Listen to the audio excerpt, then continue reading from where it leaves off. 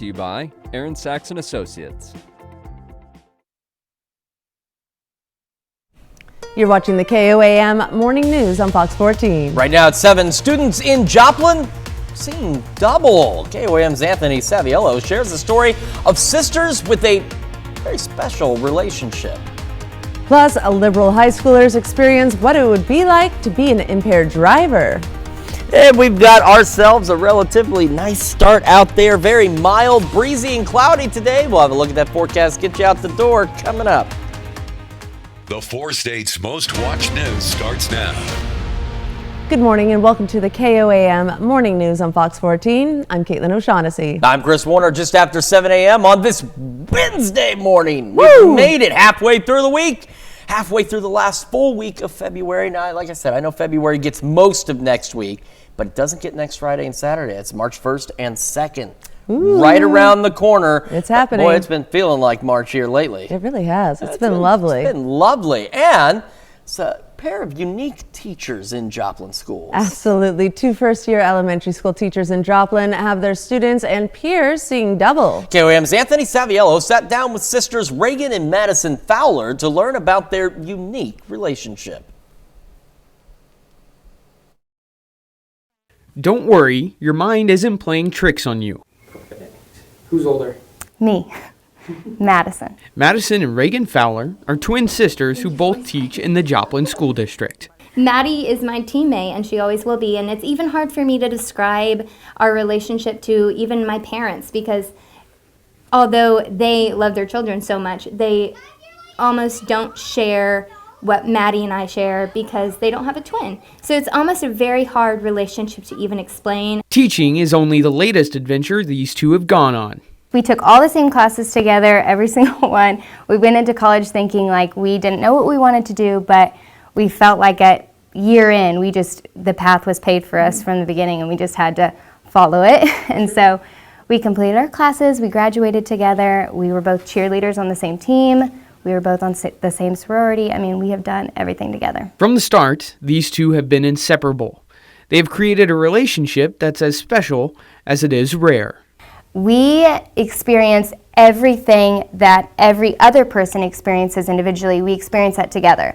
So when it comes down to as little as the trends going on or the turning 16, driving for the first time, prom. Yes. Turning 18, moving to college. We have never really experienced those things by ourselves. It's always been together. So we're able to relate to each other and come back to each other. They have their differences. What's your favorite food? Mexican. Oh. I'm gonna have to say Chinese. But agree on most things. What's your favorite animal? Wiener dog. It's a good thing these two teach at different schools, because having these two run amok has students and teachers raising an eyebrow at Miss Fowler. People will call me Madison and she'll get called Reagan. And we've gotten to the point where we answer to either because honestly it's a compliment to us at this point because I love Maddie. So if people want to think I'm Maddie, that's fine. And I asked my mom the other day, I said, do we still look alike as we get older? And she was like, oh yes. And I said, okay, good, because I get worried about it sometimes. But we all 4 look alike. So I think we just have strong genetics and that's just helped us be fraternal but identical twins. Reporting in Joplin, Anthony Saviello, KOAM News. All right, Chris, on the count of 3, I want you to say your favorite animal. Ready? 1, 2, 3. Raccoon! Cat. Not twins. We are not twins. We're not in the well, not to mention you're like 6 feet tall and I'm like 4 feet tall. So I mean that's you never know. Yeah. But that was funny. Wiener dogs. It was that just was without great. a beat. Right there, just like that. So very, very cool though. Very cool story. I went to school with some twins in Joplin. Yeah? A couple of different pairs of twins. So yeah, it's always interesting. Special bond they have there. Absolutely. We've got an absolutely special forecast because it's going to be wonderful today, aside from a few clouds. Let's take a look at those clouds. This is our camera on top of the Cornell complex, downtown Joplin. As you can see, it's mostly cloudy. We've got a few peaks of sky out there. However, the clouds have rolled in just enough, and the sun is now just high enough that we're not getting that same beautiful sunrise shot we had a moment ago. MoDOT camera, 32nd in range line, looking back to the west, and you can see, well, it's cloudy out there, and that's how today is going to be. I want to remind folks, our average highs should be in the low 50s. Take a look at these temperatures. There are some of us already at that point, others into the upper 40s out there. So it is well above where we should be, because we should be, for our lows right now, we should be in the upper 20s. Nowhere near that as we get our day started. We're going to have those mostly cloudy skies, south winds 10 to 15, occasionally gusting upwards of 25 miles an hour. That still doesn't stop us from warming up, though. Look at that. We're looking low, mid-70s, and some of us, especially down to the south and west, could even make the upper 70s, pushing close to 80 today. We do have to pay for this, though, in the form of some thunderstorm chances overnight tonight. We'll take a look at that full forecast, including the upcoming weekend, here in just a few more minutes. Caitlin? Thanks, Chris. Authorities charged 2 more suspects in connection with the Kansas City Victory Rally shooting. This time it's adults, and the charge is murder. The 2 suspects are Lindell Mays of Raytown and Dominic M. Miller of Kansas City. We do not yet have Miller's mugshot. Authorities say the 2 men have been hospitalized since the shooting that killed 1 woman and injured 22 others. But investigators did not say whether the men had gunshot wounds or other injuries. They each face a second-degree murder charge, among other charges. Investigators believe the men did not know each other before the shooting. Charging documents say there was an altercation between the suspects, who were both armed, and that it was Miller who fired the fatal shot that killed Lopez Galvin. These suspects are in addition to 2 juveniles arrested on gun-related and resisting arrest charges. We seek to hold every shooter accountable for their actions on that day, every single one. So while we're not there yet on every single individual, we're going to get there. I am grateful that the Jackson County Prosecutor's Office has charged them with various felonies as consequences of their reckless actions. The Prosecutor's Office has my full confidence in the handling and prosecution of this case. I'll say very briefly that lawlessness and criminality will never be tolerated in Kansas City. The suspects are being held on a $1 million bond. Authorities say more charges are possible. A Barton County, Missouri organization held a meeting to discuss the preservation of at-risk and abandoned cemeteries in the county. Not Forgotten Barton County Cemeteries takes care of more than 75 cemeteries. Yesterday's meeting at Memorial Hall in Lamar was a chance for residents to learn about the group and how they can help. Cemetery preservation is really important because these historic landmarks are really a part of the fiber of our community. These are the places where our forefathers are laid. They're the places where the people who made our communities what they are today are resting with their families, and really honoring the memory of those people that came before us is so important so that we don't make the same mistakes. We can learn so much from the history that has come before us. The group will host a workday at Minden Mine Cemetery on Saturday, March 9th. And students at Liberal High School in Missouri got a chance to get behind the wheel and simulate impaired driving. KOAM's Amber Jenkins has more. The Arrive Alive tour made a stop in Liberal, Missouri to show students how difficult it is to drive while impaired. Yeah, this is a little more in depth. We use some state-of-the-art equipment to be able to, we allow the car to turn in place with the 2 pads that we have the front wheels on. And then there's a cable running from one of them back to the laptop that allows me to manipulate the level of blood alcohol content or the THC setting that they're on. From freshmen to seniors, students got behind the wheel. It overcorrected a lot, so if I went a little bit left, it would go super far left, and then it was just hard to know which way I was going and how much to move the steering wheel and how fast to go and stuff. This is the first time the Arrive Alive tour stopped at Liberal High School. The school's counselor says this is a perfect learning opportunity. And they all have the mentality of it's not going to happen to me, or I can do that. I'm a really good driver. I can be on my phone and I won't have any consequences. It'll be great. I hit a house super easily, and it was weird. I couldn't really control at all what I was doing. Although the students understand that this is a simulation, they understand if they do this in real life, the consequences are very realistic. I mean, I'd probably go to jail for quite a while. It's kind of fulfilling when you hear a kid get out of the vehicle and say, well, I'm never going to do that again. Reporting in Liberal, Amber Jenkins, KOAM News. The simulation is paid through grants at no cost to the school. And up next, Pittsburgh Area Chamber of Commerce is all set for their 2024 Biz Expo this weekend. Daisy Flood will let us know what we can expect. You are more than your car wreck, more than the injuries it caused. You are a person, and you deserve to Ready to go to work.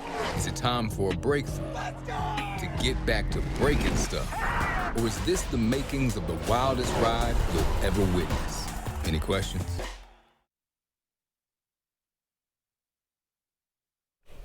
The Pittsburgh Area Chamber of Commerce two-day Biz Expo is set to begin this Friday. Daisy Flood is one of the organizers who's with us this morning. She has details on what we can expect to see this weekend. Welcome, Daisy. Thank you for having me. All right, so tell us, what is this two-day Biz Day? Our Biz Expo is a two-day event that we host every year, and it's just an opportunity for businesses to interact with the community. They can show their products and services to the community. It's a great way for businesses to interact with each other as well. Okay, and what's the purpose of doing it? We really love doing the expo every year because not only does it give businesses the opportunity to network with each other, but it gives our community members a reason to get out in the community, see what we have to offer, see what our local businesses are doing, and otherwise they might not know about what some of the businesses might be offering them. Okay, so give us some examples of some of the people that'll be there. Yeah, we have anywhere from our local hospital, we have realtors, we have construction companies. It's a big variety, and I'm excited to say we do have 10 new businesses this year that we didn't have attending last year. So we're excited to offer that for our community. All right, and when and where is this all happening? So it's happening this weekend at Meadowbrook Mall. Friday we'll be there from 10 a.m. to 7 p.m. and Saturday from 10 a.m. to 3 p.m. And do we need to get tickets? There's all ages welcome? It's a free event. All ages are welcome. We're going to have lots of really cool demonstrations as well. So our businesses that are participating will have the opportunity to do demonstrations and just interact with the community that way. I love that. That sounds like a blast. Yes. All right. And actually, our very own Chris Warner is going to be there emceeing.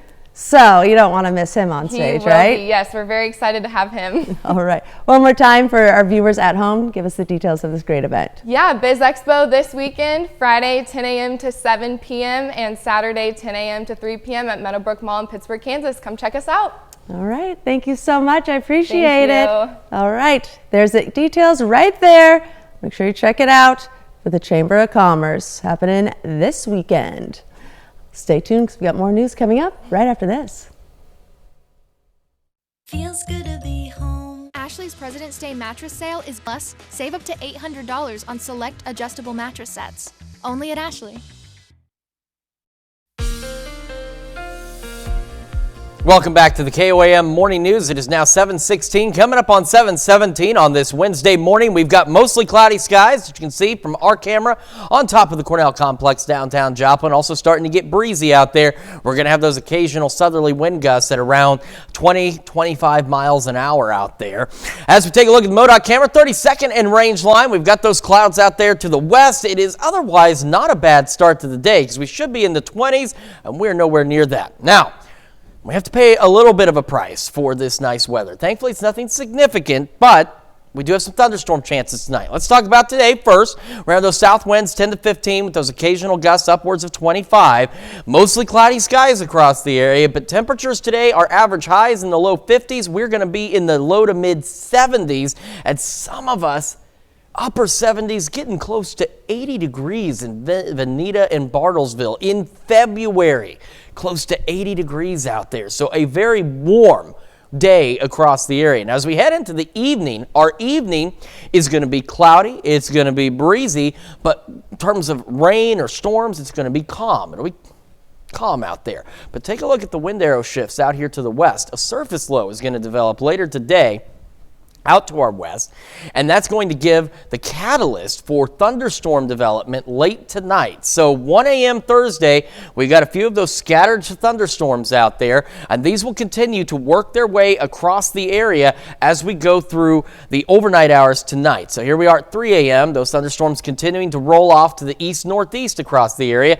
By 5, we have some lingering showers and maybe a rumble of thunder or two out there, but we're going to start to clear out, and by noon, the last of the shower activity activity rolls out of here, skies begin to clear, but as that surface low rolls on through, the winds back behind it will shift out of the north, and we're going to have gusty north winds pushing 20-25 miles an hour. So it's going to feel a little colder out there, but as you can see, our temperature's still above normal, hanging out in the low 60s. Now, with the storms tonight, there is the low-end possibility of some strong, marginally severe thunderstorms out there. Now, the good news is a couple of pieces of good news. One, the overall risks have not changed. We're looking at some hail as the primary concern with these storms.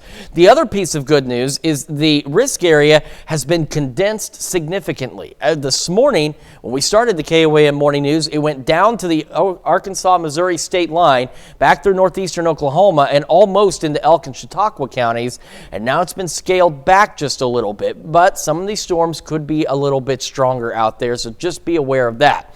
Our camera, 7th and range line, again, mostly cloudy. We're getting some sunlight. We've got some sky visible, but otherwise there are more clouds than clear skies. 52 in Joplin, south breeze at 9. As we mentioned, temperatures this morning above average across the area, upper 40s to near 50 out west. And as you head a little further east, we're at the upper 40s and even some low 50s out there as we get the day started.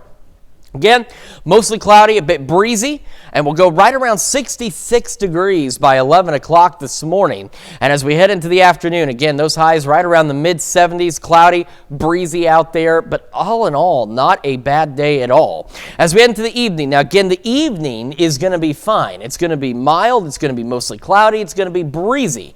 It'll be overnight tonight that some of us will see some of those scattered thunderstorms. Remember, as you saw in the future track, not everybody's going to see showers and storms. Some of you may just see some light rain. Some of you may see nothing at all. You may see the storms off in the distance and they never come close.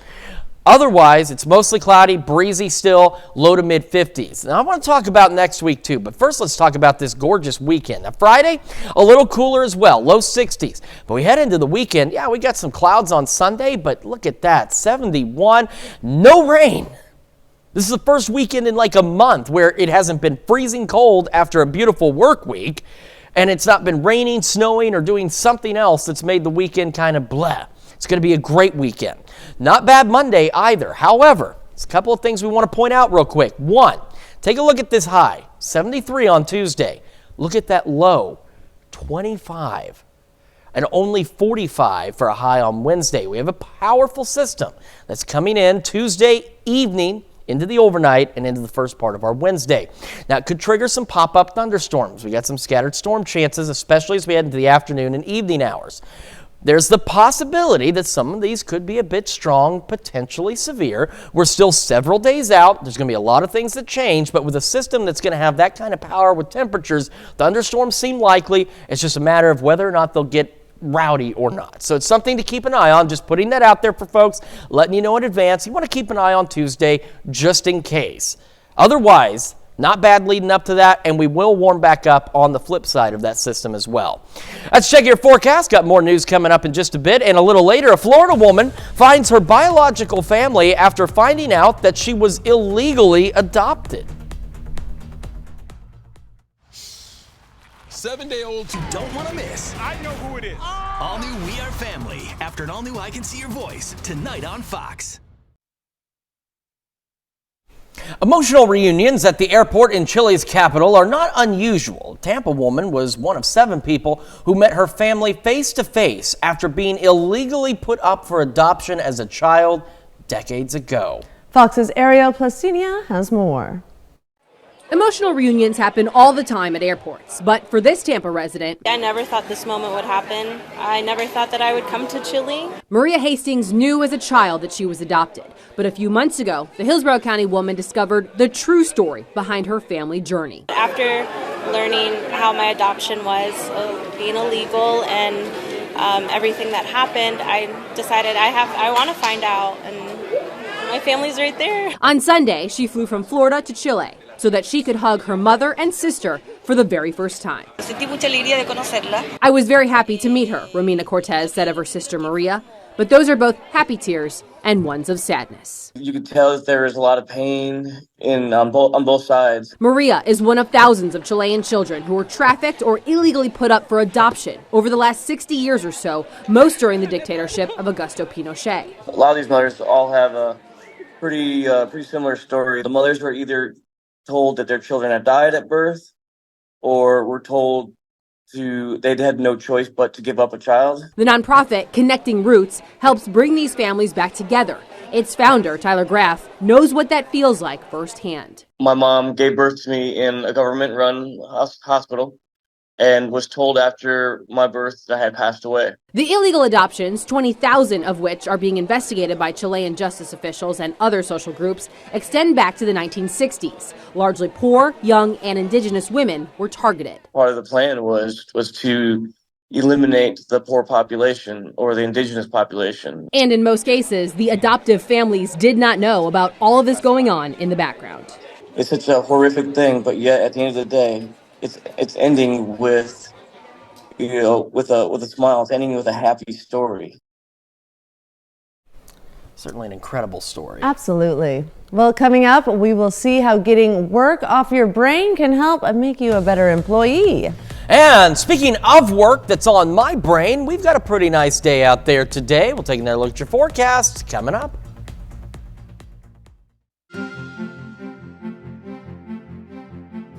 Is sponsored locally by Downstream Casino Resort and Vance Automotive Group.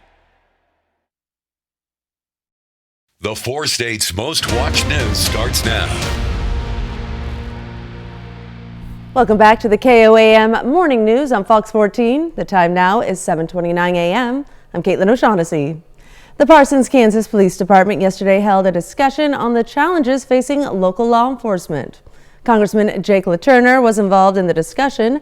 Parsons Police Chief Robert Spinks also gave LaTurner a tour of the site of a proposed public safety center. City officials hope LaTurner can help them secure partial funding to build the cutting-edge facility. What law enforcement officers are combating every day, whether it's fentanyl from the enormous amount that is crossing our southern border, or whether it's issues with domestic violence or drugs at large. It's important that we have law enforcement's back. I always have, and I will continue to do that. The proposed public safety center would create a centralized location for both the Parsons Police and Fire departments. The Parsons Police Department also broke new virtual ground yesterday with a cutting-edge training simulator. Officer Tyler White became the first officer to test the simulator. The police department hopes the high-tech tool will enhance officers' skills and readiness on the job. Purchased a use of force simulator, and so firsthand I saw the value of being able to take whatever training an officer brings and then putting them in a somewhat stressful situation and giving them an opportunity to figure out what's the right level of force, how do you de-escalate force, how do you talk. Okay, just practice. Parsons PD used a federal grant to purchase the simulator. It was all business for Allen Community College students yesterday in Iola, Kansas. The school hosted the second annual Allen Entrepreneurship Challenge. The competition challenged Allen Community College students to present their business ideas to a group of local judges. There's a rubric that breaks down the 4 different pieces that they have to include in the rubric. And then today they're doing their competition where they present their business idea and they do about a 10-minute presentation and 5 minutes of questions afterwards from the judges. That's all on their business idea and if they were to make this an actual operating business. The competition also awarded 3 prizes in cash, $750 for first place, $500 for second, and $250 for third. Tempur Sealy International delivered mattresses and foundations to Ronald McDonald House of the 4 states yesterday in Joplin. The mattress company donated 19 mattresses to replace the existing ones in the house. 9 rooms will hold 2 full beds each, and the 10th room, which serves as an overnight manager's suite, holds 1 queen bed. Ronald McDonald House says its partnership with Tempur Sealy helps families feel at home when they need it the most. And the wrestling team at McDonald County made history yesterday. The high school treated the team to an exuberant send-off as it heads to state competition with not one, not two, but 3 female wrestlers ready to compete. For the Mustangs coach, the occasion provided to be a special one. I mean, this is an exciting year from that standpoint, getting our first not only state qualifier, but 3 on our girls team. And like I said, Coach Davis, all the props to him. He's put in a lot of time and effort getting this girls program where it is, and along with our coaching staff. And I think just hopefully setting the standard that this isn't just a boys' sport anymore. The high school will also send 2 returning state champions on the boys' side to defend their titles as state competition. And we've got ourselves a pleasant day out there. It's going to be cloudy. It's going to be a bit breezy, but the temperatures, May-like temperatures. Quick look at our camera. Cornell Complex, downtown Joplin. It's getting breezy. It is mostly cloudy, and mostly means you can see a little peek of the sun or some of the sky out there. MoDOT camera, 32nd and range line. Looking back to the west, again, those mostly cloudy skies, but otherwise not too bad out there. And bear in mind, our average highs, the low 50s, our average lows, the upper 20s. We've got temperatures this morning, right now at 7:34, in the low 50s already for some of us, others into the upper 40s, a little cooler in Sedan at 39, but otherwise not a bad start to the day whatsoever. So again, mostly cloudy through the day and into the evening. Highs today right around the mid 70s. Some of us may even reach the upper 70s out there. And we'll have that south breeze at about 10 to 15 with those occasional gusts upwards of 20 to 25 miles an hour. They are blowing in some change. We got to pay for this just a little with some thunderstorm chances overnight tonight. We'll talk about that, plus how the weekend is shaping up in the full forecast here in just a few more minutes. Caitlin? Thanks, Chris. Well, overachievers, listen up. Your extra work outside of the office could be contributing to your downfall instead of landing you that promotion. Fox News' Ted Linder takes a look at how detaching from your job could make you a better worker. The key to becoming a better employee could be thinking less about your job. That's according to research from Allison Gabriel at Purdue University, which finds it's especially difficult for leaders to perform well if they can't separate work from their personal lives. Rather than going home at the end of the day and taking time to detach and mentally disconnect, what we'll see sometimes is leaders will continue to ruminate and think about work-related issues or problems that they have. And what that does is it makes them come back the next day to work feeling less energized. This is because people's emotional, physical, and mental bandwidths can only withstand so much. Even though it might feel good to keep working, you feel like you're checking more things off your list, what we actually see is that that contributes to really problematic well-being states that harm people's productivity, that harm people's performance. Researchers found other employees even benefit from when managers use their time away from the office to recuperate.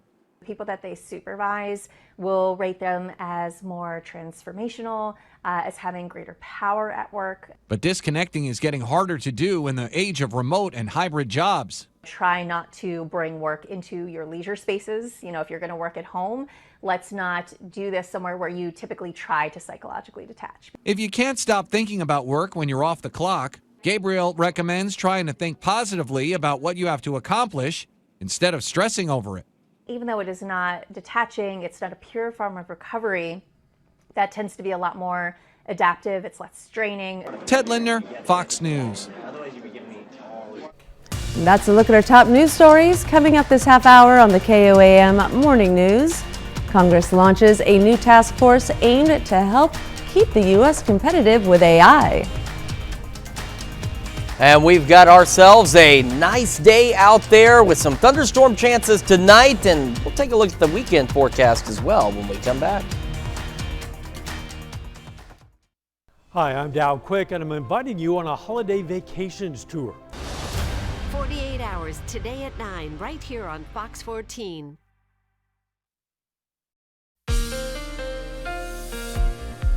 Welcome back to the KOAM Morning News, 7:39 now on this Wednesday. We're going to talk about those thunderstorm chances tonight. First, let's get through today. Mostly cloudy skies, south winds around 10 to 15 with occasional gusts upwards of 20, 25.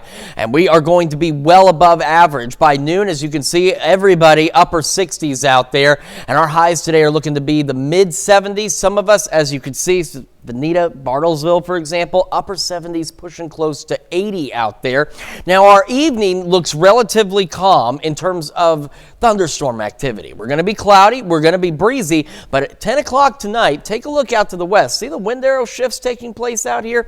We have a surface low that's going to develop off to our west-southwest, and that's going to be the catalyst for these guys. Some scattered thunderstorms as we head overnight tonight. So here we are at 1 a.m., got a couple of those thunderstorms out there, and they'll continue to work their way roughly to the east-northeast across the area. So here we are at 2 a.m., we go to 3 a.m., the bulk of the thunderstorm activity now on the Missouri side, and by the time we hit 5, we're left with some scattered showers and maybe a couple of rumbles of thunder out there. And we could see some additional showers as we go through the first half of our Thursday, and by noon, all of that activity out of here, and as that low pushes off to our east, those winds shift out of the north, and they'll still be gusting upwards of 20-25 miles an hour.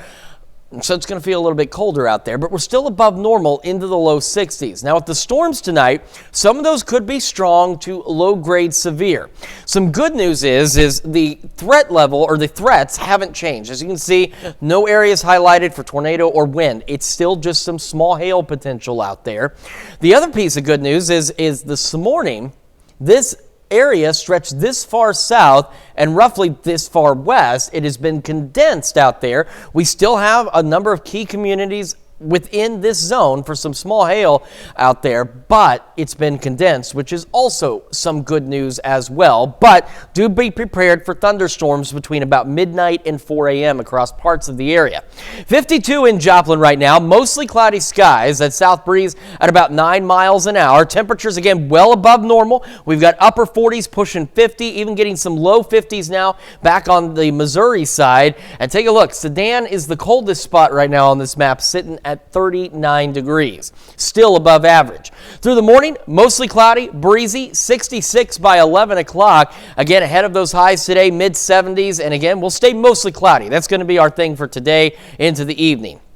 Quick reminder, the evening is going to be fine. Mild, cloudy, breezy, and then some of us will see those thunderstorms overnight tonight, and we'll fall back into the low to mid 50s.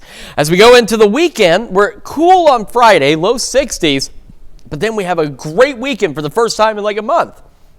The weekend is as good as the work week was. Sunny on Saturday, a few more clouds on Sunday, but still warm, mid-60s, and we'll go into the low 70s for us on our Sunday. Monday, not bad either. Tuesday, want to make a quick note before I'm out of time. 73 for the high, 25 the low, 45 Wednesday. We have a potent system coming in next Tuesday. Could bring us some thunderstorm chances in the afternoon and evening. And we are keeping an eye on those for the potential. They could be a bit strong, possibly severe. We're still several days away. A lot of variables, but just kind of put a note out there for you. Keep an eye on Tuesday, and we'll keep an eye on it for you as well. Let's check your forecast. We'll be back with more right after this. And a little later, after Consumer Watch, a Virginia doctor with ALS is setting his sights on helping others. You said you were hit by a big truck? Yeah. Hefty. Oh, and Toby needs a bath. Stay one step ahead of Stinky. In Consumer Watch this morning, House Speaker Mike Johnson announces a bipartisan task force to tackle artificial intelligence. In a statement, the House Speaker says the task force will explore how to keep America competitive in the realm of AI, as well as the technology's rapidly evolving risks. The initiative was born out of discussions between Speaker Johnson and Minority Leader Hakeem Jeffries. The task force will comprise of lawmakers from both sides of the aisle with representation from key committees related to AI. And employees at a Goodwill warehouse in Pennsylvania make a surprising discovery, a 14-karat gold Lego mask. According to a Facebook post by Goodwill Industries of North Central Pennsylvania, the gold Lego Bionicle How mask had previously been up for auction and went viral online.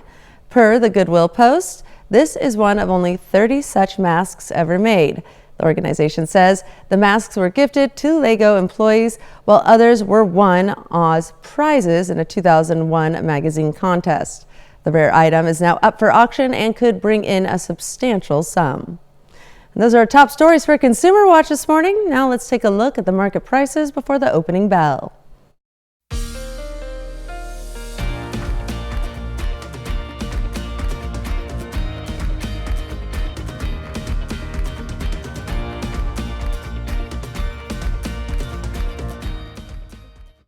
Christy with Miss Daisy's, and President's Day.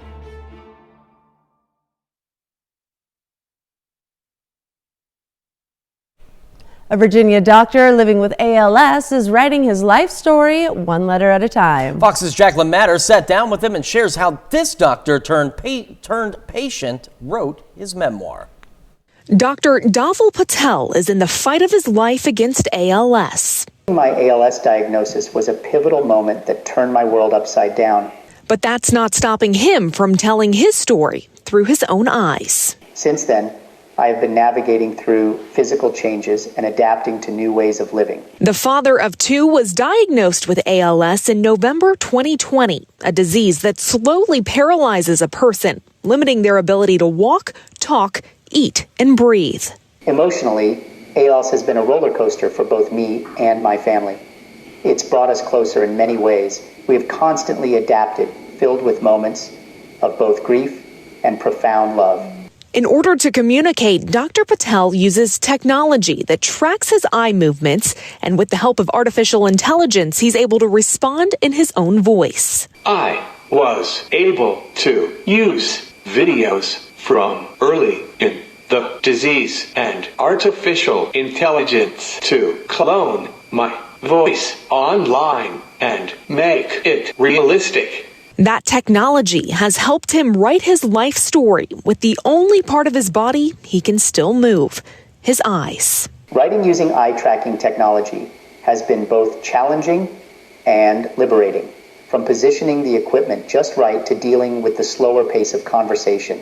Writing became my voice, allowing me to express myself and share my story with the hope of inspiring others to find strength and purpose in their struggles. Despite battling ALS for the past 4 years, Patel was a practicing cardiologist in Virginia up until about 6 months ago. ALS unfortunately attacks the body but not the mind. Even when Dhaval was unable to actually examine patients anymore, he was still coming to the office every day, reading echoes, reading nuclear studies, communicating with patients, and he was able to be a fully functioning cardiologist. The magnitude of Patel's diagnosis has been difficult, but as a doctor, his mission has always been to help others. He says in writing his memoir, he has found new purpose while leaving behind a legacy for his two sons. If my story can motivate even one person to keep fighting and to cherish every moment, then I've succeeded in making something positive out of this difficult disease.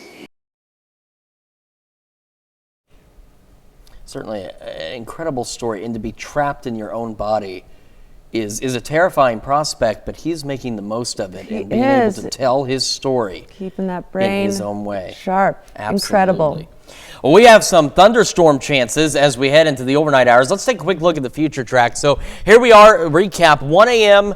tonight or tomorrow morning, depending on your perspective, when you're awake, when you're asleep. We'll have those scattered thunderstorms starting to roll into the area. By 2 a.m., you can see we have a few more of them across the area, and these will continue through about 4 a.m. with the thunderstorm chances.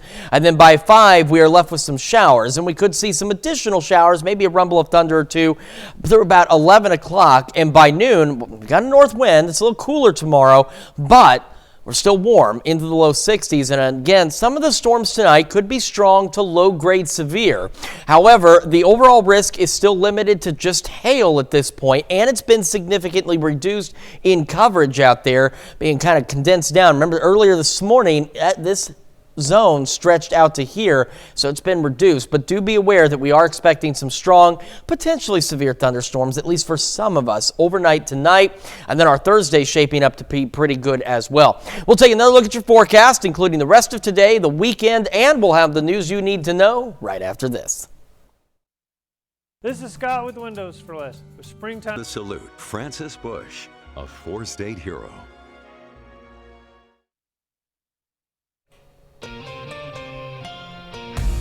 Here's a check of today's top headlines, the news you need to know before you head out the door. Authorities charged 2 more suspects in connection with the Kansas City Victory Rally shooting. Lindell Mays of Raytown and Dominic M. Miller of Kansas City have been charged with second-degree murder along with other charges. 2 juveniles have also been arrested on gun-related and resisting arrest charges. The suspects are being held on a $1 million bond. Authorities say more charges are possible. The Parsons Police Department broke new virtual ground yesterday with a cutting-edge training simulator. Officer Tiller White became the first officer to test the simulator. The police department hopes the high-tech tool will enhance officer skills and readiness on the job. Parsons PD used a federal grant to purchase the simulator. And students at Allen Community College took part in the second annual Entrepreneurship Challenge. The competition challenged students to present their business ideas to a group of local judges. The competition also awarded 3 prizes and cash: $750 for first place, $500 for second, and $250 for third. And we've got ourselves a very warm day out there, mid-70s, mostly cloudy and southerly winds occasionally gusting to 25. Our evening will be breezy, cloudy, and mild. And then again, as we go overnight, we'll see some of those scattered showers and storms. And a reminder, some of them could be strong to low-grade severe with hail as the primary threat, and we'll fall back down into the low to mid-50s. We're a little cooler tomorrow and Friday in the low 60s, but our weekend looking absolutely fantastic. And then we're keeping an eye on some additional thunderstorm chances next Tuesday with a pretty powerful system. It's going to take us from 73 to 25 Tuesday night, and there will only be 45 on Wednesday. 5 Iberian lynx were released into the wild in southern Spain on Tuesday as part of an expanding breeding program aimed at conserving one of the world's most endangered feline species. The 5 lynx will be free to roam and hopefully reproduce and populate the mountainous Sierra Arena area. In 2002, Iberian lynx were on the brink of extinction due to poaching, road accidents, and encroachment on their habitat by farming. By 2015, the International Union for Conservation of Nature downgraded the threat level to endangered from critically endangered. In a major leap, the Iberian lynx population in Portugal and Spain rose above 1,000 at the end of 2020. Certainly important to make sure that they are taken care of. Look how tiny some They're of them pretty are. cute. Look at his little collar. They are, and look at how quickly they go. They were ready to be free out there. That's how we're going to feel by the end of the day Friday with this beautiful weekend we've got. We're going to be running out the door. All right. Well, thank you all so much for letting us put the good into your morning. We'll be back with more news and weather today at noon.